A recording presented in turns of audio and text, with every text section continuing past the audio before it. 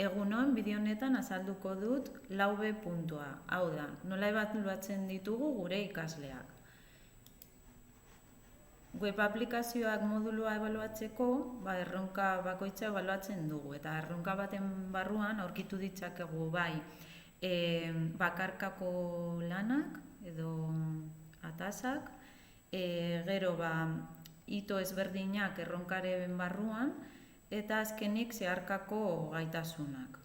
Horretarako, zati bakoitza ebaluatzeko erabiltzen dugu rubrika bat. Corrubrics aplikazioa erabiltzen dugu.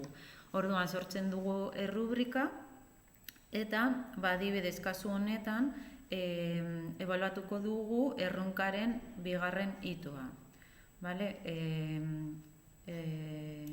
Eta talde bakoitzari ebaluatzen diogu hito hori. Kasu honetan bakarrik irakaslearen ebaluazioa agertzen da. Ez da eko-ebaluazioa eta autoebaluazioa egiten. Hori hitoetan. Bakarkako lanean berdina.